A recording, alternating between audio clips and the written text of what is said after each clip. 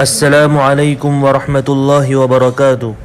روزانہ فضائل اعمال کی 10 منٹ تعلیم سننے کے لیے ہماری اس چینل کو سبسکرائب کریں اور گھنٹی کا بٹن دبانا بالکل بھی نہ بھولیے۔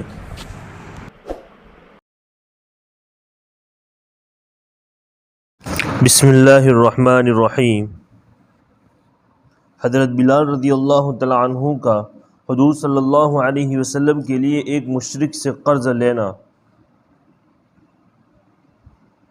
حضرت بلال رضی اللہ تعالیٰ عنہ سے ایک صاحب نے پوچھا کہ حضور صلی اللہ علیہ وسلم کی اخراجات کی کیا صورت ہوئی تھی؟ حضرت بلال رضی اللہ تعالیٰ عنہ نے فرمایا کہ حضور صلی اللہ علیہ وسلم کے پاس کچھ جمع تو رہتا ہی نہیں تھا، یہ خدمت میرے سپرد تھی، جس کی صورت یہ تھی کہ کوئی مسلمان بھوکا آتا تو حضور صلی اللہ علیہ وسلم مجھے ارشاد فرما دیتے کہ میں کہیں سے قرض لے کر اس کو کھانا کھلا دیتا۔ کوئی ننگا آتا تو مجھے ارشاد فرما دیتے، میں کسی سے قرض لے کر اس کو کپڑا بنا دیتا۔ یہ صورت ہوتی رہتی تھی۔ ایک مرتبہ ایک مشرک مجھے بولا، اس نے مجھ سے کہا کہ مجھے وسعت اور ثروت حاصل ہے، تو کسی سے قرض نہ لیا کر، جب ضرورت ہوا کرے مجھ سے ہی قرض لے لیا کر۔ میں نے کہا اس سے بہتر کیا ہوگا؟ اس سے قرض لینا شروع کر دیا۔ جب ارشاد عالی ہوتا اس سے قرض لے کر آیا کرتا اور ارشاد والا کی تعمیل کر دیتا۔ ایک مرتبہ میں وضو کر کے اذان کہنے کے لیے کھڑا ہی تھا کہ وہی مشرک ایک جماعت کے ساتھ آیا اور کہنے لگا، او حبشی! میں ادھر متوجہ ہوا تو ایک دم بے تحاشا گالیاں دینے لگا اور بلا بھلا جو منہ میں آیا کہا اور کہنے لگا کہ مہینہ ختم ہونے میں کتنے دن باقی ہیں؟ میں نے کہا قریب ختم کے ہیں۔ کہنے لگا کہ 4 دن باقی ہیں، ایک مہینہ کے ختم تک میرا سب قرضہ ادا نہ کیا تو تجھے اپنے قرضے میں غلام بناؤں گا اور اسی طرح بکریاں چراتا پھرے گا جیسا پہلے تھا۔ یہ کہہ کر چلا گیا۔ مجھ پر دین پر جو گزرنا چاہیے تھا وہی گزرا۔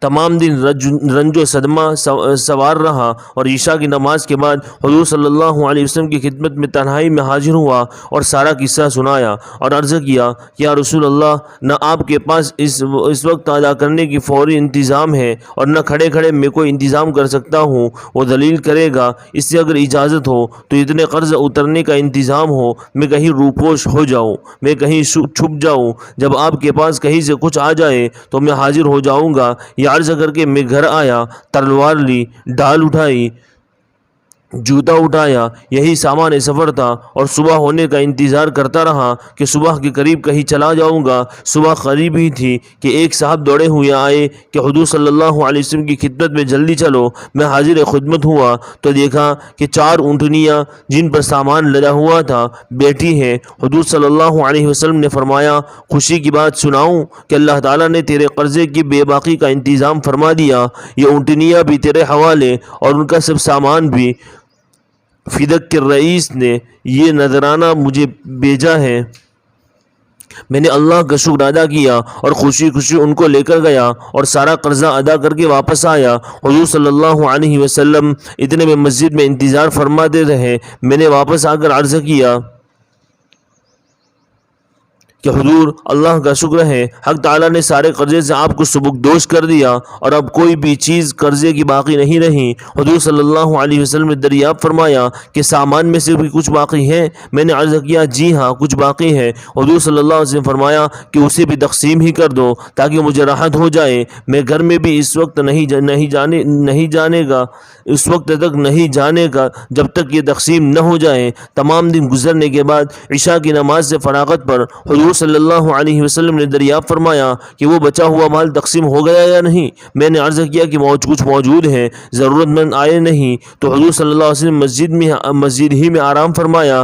دوسرے دن عشاء کے بعد پھر حضور صلی اللہ علیہ وسلم نے فرمایا، کہو جی کچھ ہے؟ میں نے عرض کیا کہ اللہ جل شانہ نے آپ کو راحت عطا فرمائی کہ وہ سب نمٹ گیا۔ حضور صلی اللہ علیہ وسلم نے اللہ جل شانہ کی حمد و ثنا فرمائی۔ حضور صلی اللہ علیہ وسلم کو یہ ڈر ہوا کہ خدا نخواستہ موت آ جائے اور کچھ حصہ مال کا آپ کی ملک میں رہے۔ اس کے بعد گھروں میں تشریف لے گئے اور بیویوں سے ملے۔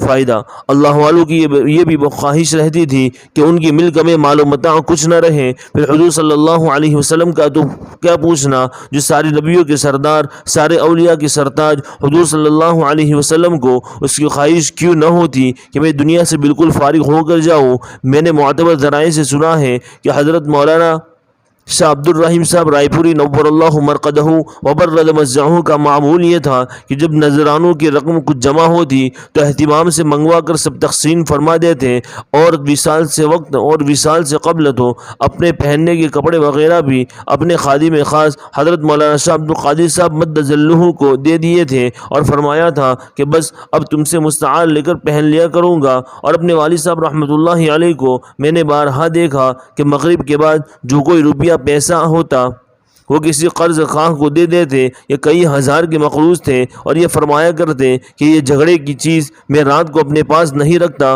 اس نوع کے بہت سے حالات اکابر کے ہیں، مگر یہ ضروری نہیں کہ ہر شیخ کا ایک ہی رنگ ہو۔ مشائخ کے الوان مختلف ہوتے ہیں، اور چمن کے پھولوں میں ہر پھول کی صورت اور سیرت ممتاز ہوتی ہے۔ حضرت ابو ہریرہ رضی اللہ تعالیٰ عنہ کا بھوک میں مسئلہ دریافت کرنا۔ حضرت ابو ہریرہ رضی اللہ تعالیٰ عنہ فرماتے ہیں کہ تم لوگ اس وقت ہماری حالت دیکھتے کہ ہم میں سے بعضوں کو کئی وقت تک اتنا کھانا نہیں ملتا تھا جس سے کمر سیدھی ہو سکے۔ میں بھوک کی وجہ سے جگر کو زمین سے چپٹا دیتا، اور کبھی پیٹ کے بل پڑا رہتا تھا، اور کبھی پیٹ پر پتھر باندھ لیتا تھا۔ ایک مرتبہ میں راستے میں بیٹھ گیا جہاں ان حضرات کا راستہ تھا۔ اول حضرت ابوبکر صدیق رضی اللہ تعالیٰ عنہ گزرے۔ میں نے ان سے کوئی بات پوچھنا شروع کر دی۔ خیال تھا کہ یہ بات کرتے ہوئے گھر تک لیتے جائیں گے، اور پھر عادت شریعہ کے موافق جو موجود ہوگا اس میں تواضع فرمائیں گے ہی، مگر انہوں نے ایسا نہ کیا۔ غالباً ذہن منتقل نہیں ہوا، یا اپنے گھر کا حال معلوم ہوگا کہ وہاں بھی کچھ نہیں۔ اس کے بعد حضرت عمر رضی اللہ تعالیٰ عنہ تشریف لائے، ان کے ساتھ بھی یہی صورت پیش آئی۔ پھر نبی اکرم صلی اللہ علیہ وسلم تشریف لائے اور مجھے دیکھ کر مسکرائے اور میری حالت اور غرض سمجھ گئے، اور ارشاد فرمایا، ابو ہریرہ میرے ساتھ آؤ۔ میں ساتھ ہو لیا۔ حضور صلی اللہ علیہ وسلم گھر پر تشریف لے گئے۔ میں ساتھ اندر حاضری کی اجازت لے کر حاضر ہوا۔ گھر میں ایک پیالہ دودھ کا رکھا ہوا تھا جو خدمت اقدس میں پیش کیا گیا۔ دریافت فرمایا کہ کہاں سے آیا ہے؟ عرض کیا کہ فلاں جگہ سے حضور صلی اللہ علیہ وسلم کے ہدیہ میں آیا ہے۔ حضور صلی اللہ علیہ وسلم نے ارشاد فرمایا، ابو ہریرہ جاؤ اہل صفہ کو بلا لاؤ۔ اہل صفہ اسلام کے مہمان شمار ہوتے تھے۔ یہ وہ لوگ ہیں جن کے نہ گھر تھا، نہ در، نہ ٹھکانہ، نہ کھانے کا کوئی مستقل انتظام، اور حضرات کی مقدار کم و بیش ہوتی رہتی تھی، مگر اس قصے کے وقت 70 تھی۔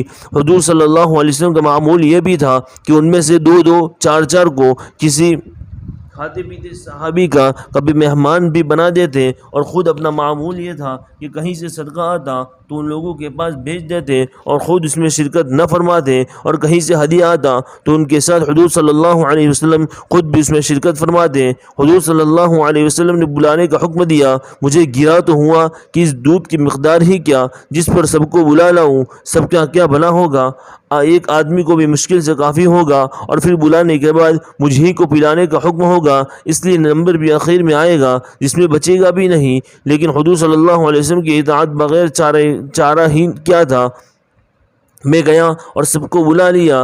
حضور صلی اللہ علیہ وسلم نے ارشاد فرمایا کہ لے ان کو پلا۔ میں ایک شخص کے پیالہ حوالہ کرتا اور وہ خوب سیر ہو کر پیتا اور پیالہ مجھے واپس دیتا۔ اسی طرح سب کو پلایا اور سب سیر ہو گئے تو حضور صلی اللہ علیہ وسلم نے پیالہ دست مبارک میں لے کر مجھے دیکھا اور تبسم فرمایا، پھر فرمایا کہ بس اب میں اور تو ہی باقی ہیں۔ میں نے عرض کیا کہ بے شک۔ فرمایا کہ پی لے۔ میں نے پیا۔ ارشاد فرمایا اور پی۔ میں نے اور پیا۔ بالآخر میں نے عرض کیا، رسول اللہ اب میں نہیں پی سکتا۔ اس کے بعد حضور صلی اللہ علیہ وسلم نے سب کا بچا ہوا خود نوش فرمایا۔ صرف دنیاوی شرافت کی اللہ کے یہاں کوئی وقعت نہیں۔ نبی اکرم صلی اللہ علیہ وسلم کی خدمت میں کچھ لوگ حاضر تھے کہ ایک شخص سامنے سے گزرا۔ حضور صلی اللہ علیہ وسلم نے دریافت فرمایا کہ تم لوگوں کو اس شخص کے بارے میں کیا رائے ہے؟ عرض کیا کہ یا رسول اللہ شریف لوگوں میں ہے اللہ اس قابل ہے کہ اگر کہیں نکاح کا پیغام دے دے تو قبول کیا جائے، کسی کی سفارش کر دے تو مانی جائے۔ حضور صلی اللہ علیہ وسلم یہ سن کر خاموش ہو گئے۔ اس کے بعد ایک اور صاحب سامنے سے گزرے۔ حضور صلی اللہ علیہ وسلم نے ان کے متعلق سوال کیا۔ لوگوں نے کہا یا رسول اللہ، ایک مسلمان فقیر ہے، کہیں منگنی کرے تو بیاہ نہ جائے، کہیں سفارش کرے تو قبول نہ ہو، بات کرے تو کوئی متوجہ نہ ہو۔ آپ صلی اللہ علیہ وسلم نے ارشاد فرمایا کہ اس پہلے جیسوں سے اگر ساری دنیا بھر جائے تو ان سب سے یہ شخص بہتر ہے۔ فائدہ، مطلب یہ ہے کہ محض دنیاوی شرافت اللہ کے یہاں کبھی بھی وقعت نہیں رکھتی۔ ایک مسلمان فقیر جس کی دنیا میں کوئی بھی وقعت نہ ہو، اس کی بات کہیں بھی نہ سنی جاتی ہو، اللہ کے نزدیک سینکڑوں ان شرفاء سے بہتر ہیں جن کی بات دنیا میں بڑی وقعت سے دیکھی جاتی ہو اور ہر شخص ان کی بات سننے اور ماننے کو تیار ہو، لیکن اللہ کے یہاں اس کی کوئی وقعت نہ ہو۔ دنیا کا قیام ہی اللہ والوں کی برکت سے ہے۔ یہ تو حدیث میں خود موجود ہے کہ جس دن دنیا میں اللہ کا نام لینے والا نہ رہے گا، قیامت آ جائے گی اور دنیا کا وجود ہی ختم ہو جائے گا۔ اللہ کے پاک نام ہی کی یہ برکت ہے کہ یہ دنیا کا سارا نظام قائم ہے۔ والسلام علیکم ورحمۃ اللہ وبرکاتہ۔